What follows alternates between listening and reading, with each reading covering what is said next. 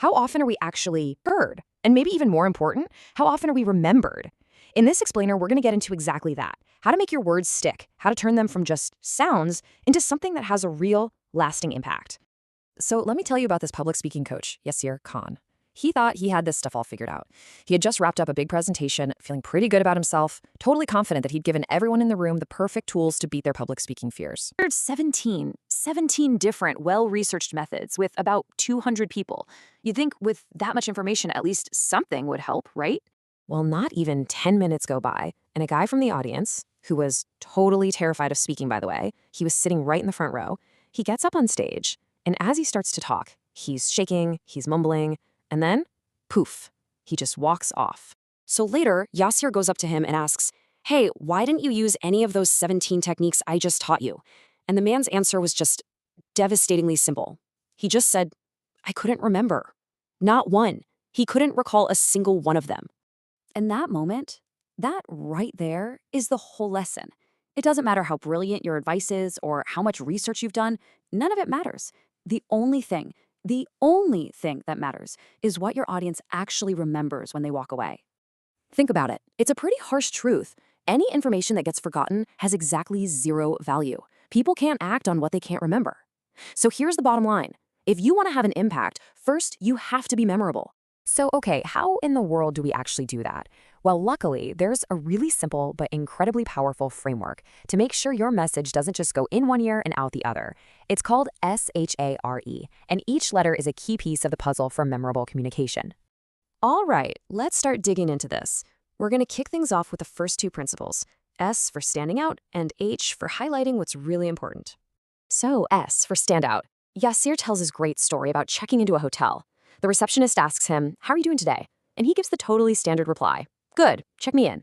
But then the guy behind him in line gets asked the same question, and he just booms, "Absolutely phenomenal." And you know what? The receptionist's whole face just lit up. Who do you think she remembered 5 minutes later? You know, there's actually some real brain science behind this. Our brains are basically filtering machines. They are designed to just toss out anything that's routine or expected. When everything is the same, our brain just discards it to save energy.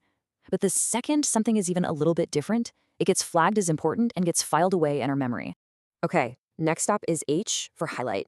So after Yasir gave this really data-heavy presentation to a room full of 90 executives, one of them came up and gave him some pretty brutal feedback. He told him, "You gave me the gift wrap, not the gift." All those slides and numbers, they were just the pretty disposable wrap-in paper. Yasir never actually pointed to the real gift, the main takeaway. The solution here is so simple, it's almost silly. You just have to be direct. Literally tell people what matters. Use phrases like, "The most important point is this," or "If you only remember one thing from this whole talk, make it this." You have to be the tour guide for their attention. All right, so we've covered standing out and highlighting. Now let's get into the final three elements of the framework, which are just as powerful: address, repeatable, and emotion. For A, address them. Just consider this little magic phrase Yasir learned from a friend. "You know what I noticed about you?" The second he'd say that to someone at a networking event, they would just lean in. They were instantly captivated because all of a sudden the conversation was about them. And this is just timeless human psychology. The great Dale Carnegie absolutely nailed it. When you make your message about the person you're talking to, when you use words like "you" and connect what you're saying directly to their world, they can't help but pay attention. Their brain lights up and says, "Hey, this is for me, I should listen." Now for R, make it repeatable. Let me tell you about this guy, Sam. He was, on paper, the least experienced person applying for a job. But in the interview, he told the recruiter this really compelling story about why he wanted that specific role. And guess what? The recruiter remembered it, repeated it to the hiring manager, and Sam brought the job over people with way more experience. The key here is all about packaging. A list of your qualifications? That's totally forgettable. But a story? That sticks. When you use stories or simple phrases or clever analogies, you're basically giving your listener a little package of information that's easy for them to carry around in their mind and then share with other people. And finally, we get to E for emotion. When Yasir was just a little kid, he dressed up as Bugs Bunny for a party, and his crush came up to him and said, "Of course you're Bugs Bunny," and he felt incredible until he asked her why. And right there, in front of everyone, she delivered this absolute gut punch of a line. Decades later, he still remembers the burning shame of that moment.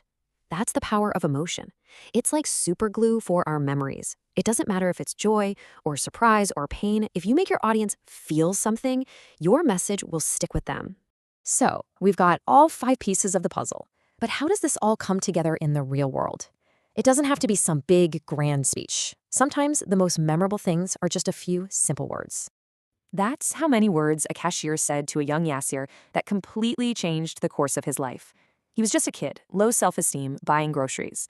And as he was paying, she looked him right in the eye and just said, "You've got a good voice."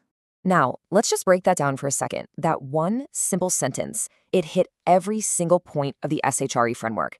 It totally stood out. You don't expect that from a cashier. It highlighted a specific quality, his voice. It addressed him directly. You've got. It was easily repeatable. He said it to himself for years, and it created a powerful positive emotion. It was absolutely perfect. So let me ask you, what if you could actually harness this? What would change for you? What if, in the most important moments of your life, in a job interview, talking with your kids, maybe even meeting the person you're meant to be with, what if you could speak in a way that guaranteed they would remember what you said? Wouldn't that be an incredible skill to have? Because look, if you forget every single thing else from this explainer, please just remember this one crucial idea. Your value isn't just in the words you say. It's in what people carry with them long after you're done speaking. It's not what you say, it's what they remember.